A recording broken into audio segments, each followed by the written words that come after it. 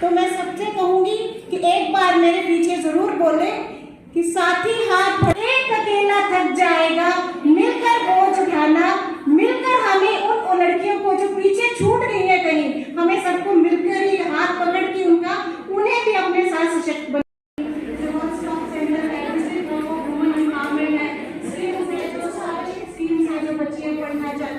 लड़कों से और मर्दों से ज्यादा राइट्स मिल रहे हैं जिनको हमें अवेल करना है, जिनको हमें अपनाना है, लेकिन अपने दायरे में। दायरा में वो नहीं कहती हूँ कि दायरा कि आप आगे ना बढ़े, आप पढ़े नहीं। दायरे का मेरा मतलब है कि अगर माँ बाप जैसे उनका सम्मान बना रहे, ये भी हमें ही सोचना है और उस सम्मान को लेकर ही हमें आगे बढ़ना है। तो मैं यही कहूँगी कि यहाँ पे जो लड़कियाँ बैठी हैं वो तो सशक्त हैं, उनको तो पूरी स्कीम्स का पता है, आगे कैसे बढ़ना है उनको सब पता है, अपना जीवन अपना कैरियर कैसे बनाना है, और ये प्री प्लान पूरे अपनी तरफ से सशक्त बच्चियां हैं। लेकिन कुछ दूर दराज एरिया ऐसे हैं जहाँ पे अभी भी वही है कि लड़कियों को अपनी स्कीम्स के बारे में पता नहीं है, आगे बढ़ना है, उनको मतलब मोटिवेट करना है। वहाँ पे कुछ ज़्यादा ही बची हैं, 5-10% ही अब ऐसे एरियाज बचे हैं जहाँ पे हमें लड़कियों को जाकर अपनी अवेयरनेस देनी है और उनको स्कीम्स के बारे में बताना है और उनको अपना एग्जाम्पल दे के ये भी बताना है कि देखो हम यहाँ बैठे हैं, यहाँ पहुँच गए हैं, तो आप भी घर से बाहर निकलो। अपना एक दायरा जो बना रखा है, किसी को उठे खाना बनाया, घर का काम किया, बस हो गया, यही हमारा जीवन है, ऐसा नहीं है। अपनी पहचान बनाओ, घर से बाहर निकलो और अपने माँ बाप को, अपने देश को आपकी ज़रूरत है और इसमें भागीदार बनो। फ्यूचर को सिक्योर करने के लिए काफ़ी अच्छी बातें कही हैं। उन्होंने बताया कि बेटियों को डरना नहीं चाहिए, उनको डट कर सामना करना चाहिए। और आज हमने इसी पे एक्ट किया है बाय टाइनी स्कॉलर स्कूल पे हुआ वेलफेयर पे। तो हम यही कहना चाहते हैं कि अब डर कर नहीं, डट कर सामना करना है।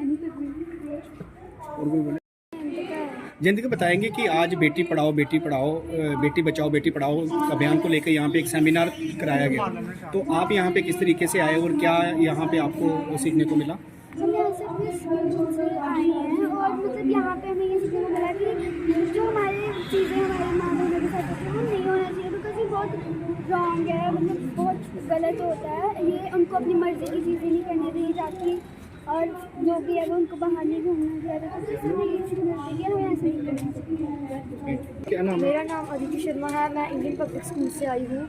तो आज यहाँ पे जो सेमिनार कंडक्ट करवाया गया और यहाँ पे हमें मतलब सीखने को मिला कि जैसे राइट्स फॉर वुमेन। सर जैसे अभी हमारी सोसाइटी में बोला जाता है कि वुमेन को इक्वलिटी है, बट ऐसा बोला जाता है जो एक्चुअली में प्रैक्टिकल नहीं है। मतलब अगर हम बोलें कि वुमेन्स को इक्वलिटी है, बट आज भी हमारी सोसाइटी में ऐसा नहीं है। तो अगर हम कोई चीज़ बोलते हैं तो उसके ऊपर इम्प्लीमेंट भी करना चाहिए। तो मैं बस यही कहना चाहूँगी कि जो भी सेमिनार था जो हमारे लिए मतलब वैल्यूएबल था, इससे हमें मैसेज मिला।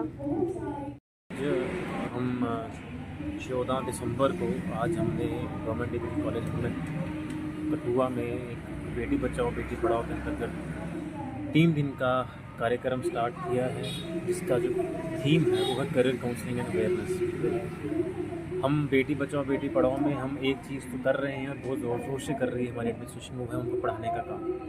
पढ़ाने के बाद जो दूसरा कदम बहुत ही महत्वपूर्ण कदम है वो है कि उन्होंने जो चीज़ सीखी है अपनी पाठशालाओं में, अपने कॉलेजेस में, अब उसको उन्होंने अपने करियर में कन्वर्ट करना है। उसके लिए उनके पास क्या क्या ऑप्शंस हैं, वो कहाँ कहाँ जा सकती हैं, उसके बारे में हमने ये 3 दिन की एक काउंसलिंग सेशन ऑर्गेनाइज़ किया है। और ये आज यहाँ पर हमें इस बात की बड़ी खुशी है कि आज यहाँ पे हमारा जो इवेंट है इसको इनाग्रेशन को डीसी साहब डॉक्टर राकेश मिन्हास जी ने उसको इनाग्रेट किया है हमारे इस इवेंट को। और आने वाले जो कल और परसों का दिन है, इन 2 दिन में हमारे पास यहाँ पे इंडस्ट्रीज से, खादी विभाग से और अलग अलग डिपार्टमेंट से हमारे पास यहाँ पे प्रोफेशनल्स आएंगे जो कि यहाँ बच्चियों को अवगत कराएंगे उनके पास क्या क्या करियर के ऑप्शंस हैं उनके बारे में। उसके अलावा जैसे डीसी साहब ने कहा कि यहाँ पर हम अपनी बच्चियों को राइट्स के बारे में, उनकी क्या राइट्स हैं, उनकी क्या